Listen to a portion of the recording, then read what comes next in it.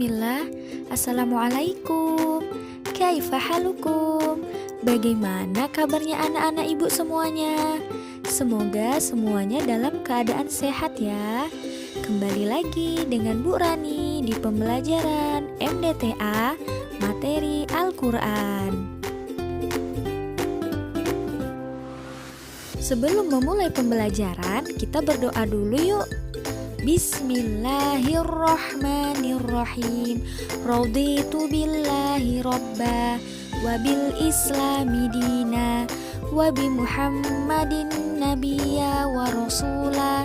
Rabbi zidni ilma warzuqni fahma.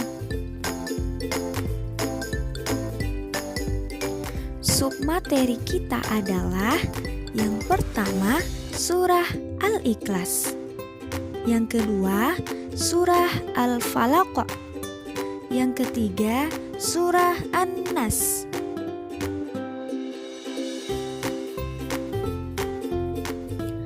Tujuan pembelajarannya adalah yang pertama, siswa dapat menghafal dan mengetahui kandungan surah Al-Ikhlas. Yang kedua, siswa dapat menghafal dan mengetahui kandungan surah Al-Falaq. Yang ketiga, siswa dapat menghafal dan mengetahui kandungan surah An-Nas. Yang pertama, surah Al-Ikhlas. Bismillahirrahmanirrahim. Qul huwallahu ahad. Allahus somad. Lam yalid wa lam yulad. Wa lam yakul lahu kufuwan ahad. Mengenal surah Al-Ikhlas. Al-Ikhlas artinya memurnikan keesaan Allah. Surah Al-Ikhlas diturunkan di kota Mekah. Surah Al-Ikhlas terdiri dari 4 ayat. Surah Al-Ikhlas merupakan surah yang ke-112 di dalam Al-Quran. Kandungan pokok surah Al-Ikhlas. Yang pertama, menjelaskan tentang keesaan Allah, bahwa Allah itu satu, tidak ada Tuhan selain Allah. Allah tidak memiliki anak dan pula tidak memiliki orang tua.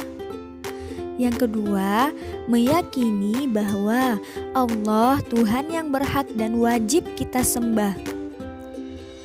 Tiada Tuhan selain Allah, hanya Allah lah tempat kita menyembah. Yang ketiga, berdoa dan memohon pertolongan hanya kepada Allah semata. Jika kita menginginkan sesuatu atau sedang membutuhkan pertolongan, mintalah bantuan kepada Allah. Ingat, kita hanya bergantung kepada Allah.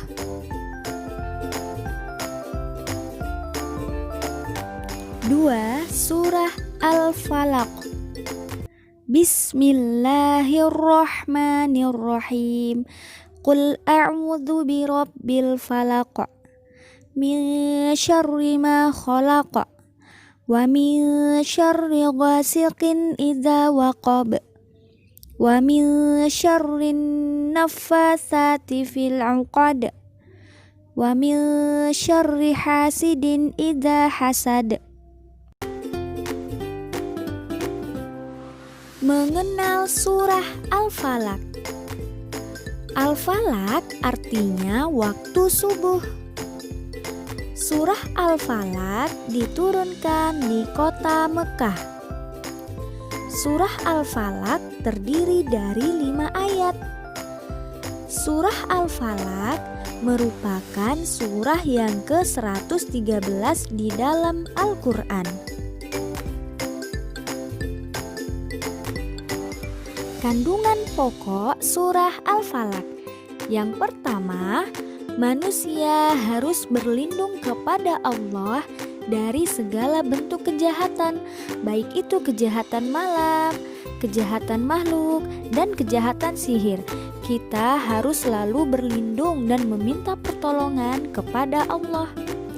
Yang kedua, mengakui kebesaran dan kekuatan Allah, sedangkan manusia merupakan makhluk Allah yang sangat lemah. Yang ketiga, surah Al-Falaq dan An-Nas disebut surah Mu'awwizatain, yang artinya surah permohonan perlindungan Allah. Yang ketiga, surah An-Nas. Bismillahirrahmanirrahim. Qul a'udzu birabbin nas, malikin nas, ilahin nas, min syarril waswasil khannas, alladzi yuwaswisu fi sudurin nas, minal jinnati wan nas. Mengenal surah An-Nas. An-Nas artinya manusia. Surah An-Nas terdiri dari 6 ayat. Surah An-Nas diturunkan di kota Mekah. Surah An-Nas merupakan surah yang ke-114 atau surah yang terakhir di dalam Al-Quran.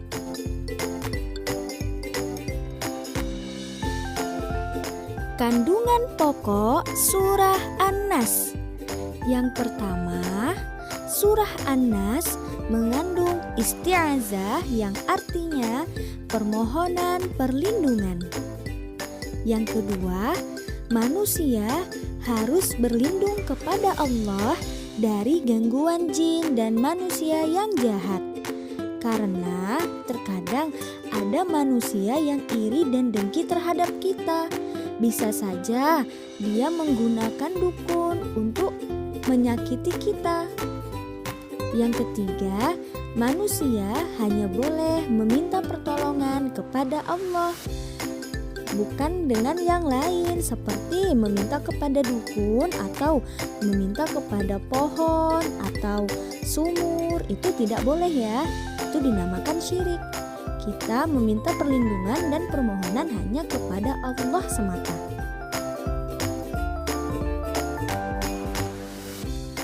Baik, terima kasih untuk anak-anak ibu yang sudah menyelesaikan pembelajaran hari ini. Ayah bunda, terima kasih ya telah mendampingi Ananda dalam pembelajaran hari ini. Semoga Ananda bisa memahami materi kali ini. Tetap semangat anak-anak ibu. Sampai bertemu di pembelajaran selanjutnya.